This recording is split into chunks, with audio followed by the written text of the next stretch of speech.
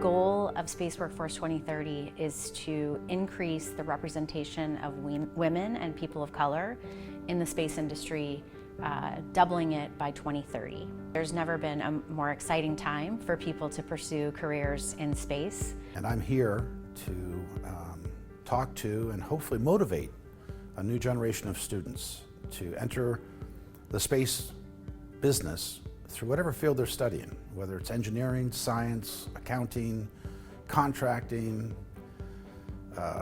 technical work, but the space business is booming, and I'm here hopefully to inspire them at Houston Community College, right next to the Johnson Space Center, to prepare themselves for a new future.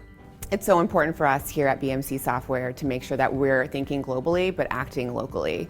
We've had a strong partnership with HCC for the last 3 years and have sponsored a myriad of events to today where we sponsored Hidden Figures to really inspire the future of space workforce.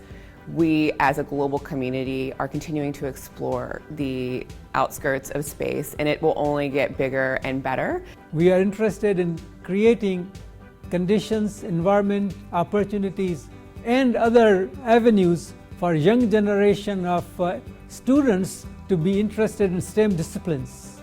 And these disciplines will certainly be helpful not only to aerospace industry, but our economy in general. We're sharing with our students about internships, but also challenges that the space industry is facing. And we're trying to get our brightest students to take part in our hackathons, solving for these global challenges that these industries are facing, that they're willing to pay for. And we're trying to recognize the students that have the best projects to take them forward to these national competitions and challenges. We're so proud to have partners like NASA, Space Foundation, the Space Workforce 2030, BMC Software, the Halal guys, all of them coming together to help us put this program together at Houston Community College.